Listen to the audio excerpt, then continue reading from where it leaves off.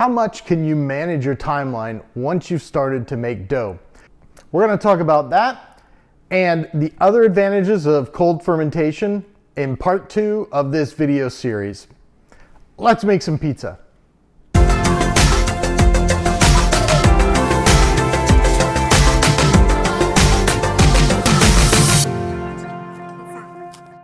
The group that I was preparing for today is another group that came from work.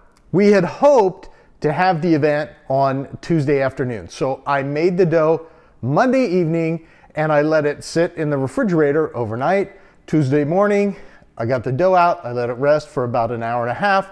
I divided it into balls and put it in my stasis containers. After about an hour, we ended up postponing the event from Tuesday until today, Thursday. What would I do with all that dough? I decided to use the cold fermentation techniques that I've been studying and actually manage the process of working with the dough. And it came out great. I start with the timeline. So I made the dough the normal way, Neapolitan style. I used the direct method. I mixed the water and the salt, then the yeast, and then waterfall in the flour. I knead it. And so I do it in one fell swoop. Then I let it sit for an hour under some moist towels in a bowl so that it doesn't dry out. And after it's had about that first hour to sort of absorb the yeast and start fermenting, then I take the dough and I put it off into a container. I put it in the fridge overnight. I do that the night before, usually around 8 o'clock or so. And then the next morning, I break it out, 7 o'clock, 7:30. I'm breaking that dough into balls, and then we let it sit at room temperature for the rest of the day. That's my normal method, which I would call a very light cold fermentation because I just have it sitting overnight.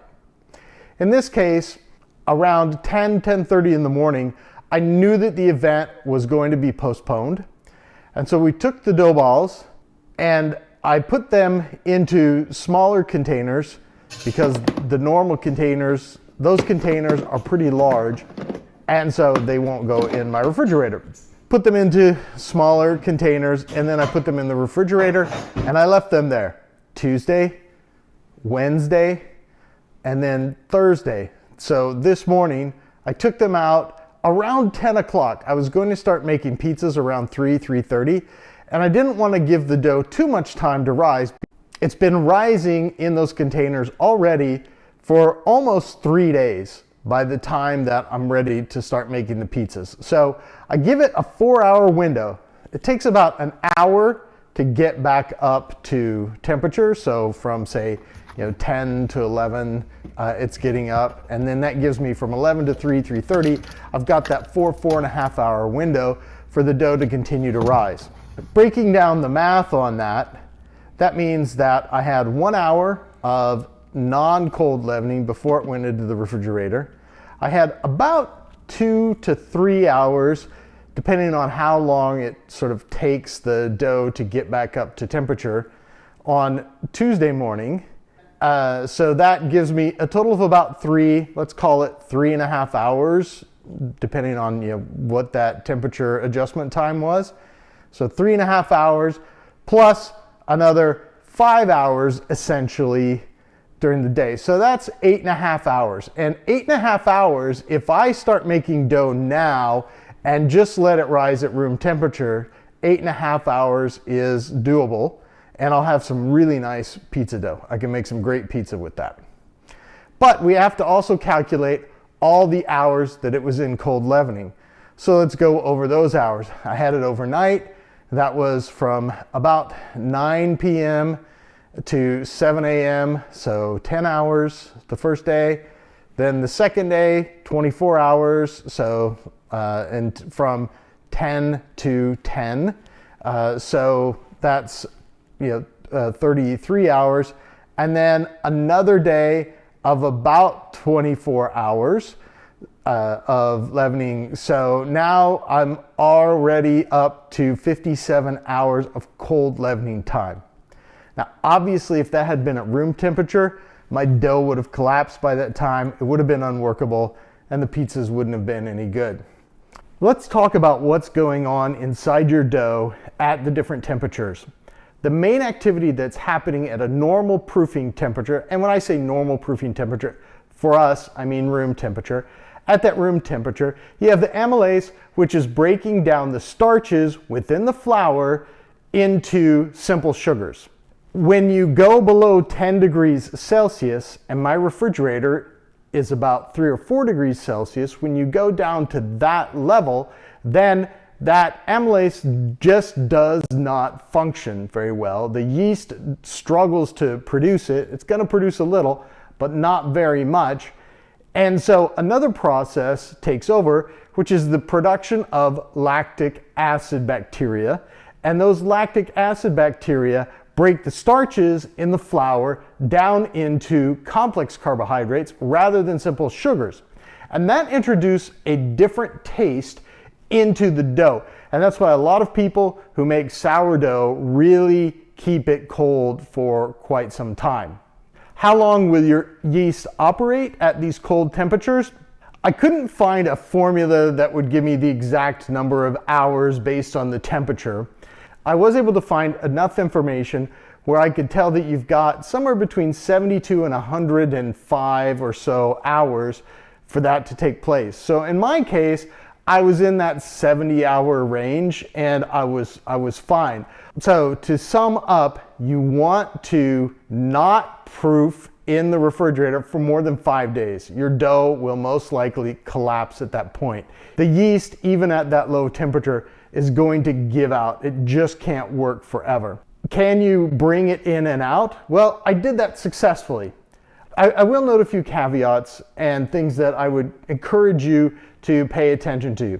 So one of the mistakes that I made was that rather than using my normal proofing boxes, which actually breathe just a little bit, I used these other smaller proofing boxes, which are not really meant for the type of dough proofing that I do, but they're small enough to fit in my refrigerator. They seal very, very tightly. And that humidity actually was a little too much. And so my dough became a little bit sticky. It became a little too humid to work. No, it's okay. The issue is that they're pretty wet. And I think it's these containers, because I used these containers in the refrigerator. Mm-hmm. But these seal up, so they're not, so it's just a little moist. So I just got to use a little extra, flour on it. But we're making bari style, so it's a little more forgiving.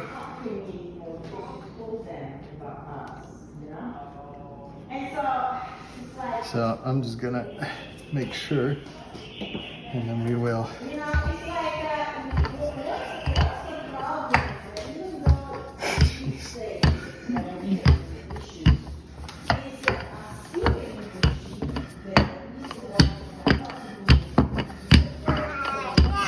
So when you're making the bari style, the idea is to get it, thin up to the edge, right? So that's the thing. No crust.